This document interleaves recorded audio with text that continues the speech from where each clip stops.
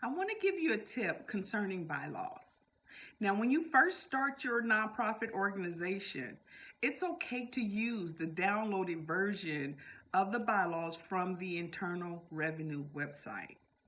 Now, the Internal Revenue website bylaws are a generic form of bylaws. It can be used with any nonprofit organization, but I highly suggest that within a year of you starting your organization, that you have a meeting with your board of directors just to specifically go over these bylaws. So before you meet with your board of directors, what I highly suggest is you start thinking about some things first. First, you need to figure out what type of board do you want. Do you want a governing board? Do you want a working board? Or do you want an advisory board? A governing board is when your board of directors make all the decisions concerning your nonprofit. You really can't do too much of anything. You can't hire anybody, you can't fire anybody, you can't spend any money. You just run the organization, but you can't make any decisions about your nonprofit organization without the board of directors' consent. That's a governing board. Advisory board is when the board gives you advice. You're running your nonprofit, you meet with your board of directors, you tell them or you ask them about tasks or challenges, or you ask them about certain things, and they guide you. They help you, direct you to where you need to go. They help you fulfill your mission statement based on what you ask them, and they're just pretty much a guide.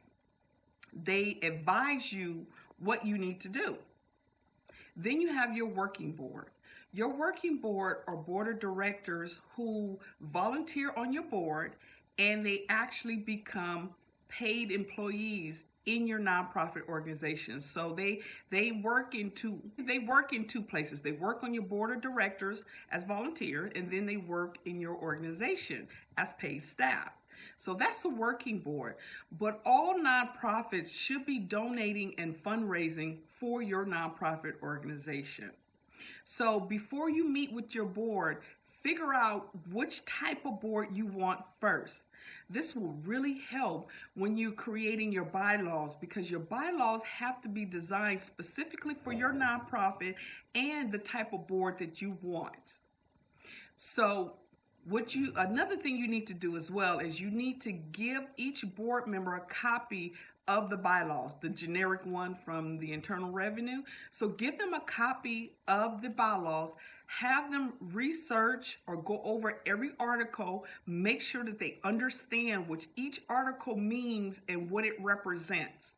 And then what they need to do is research other bylaws, other forms, and other things that they can add into your bylaws, or things they can take out.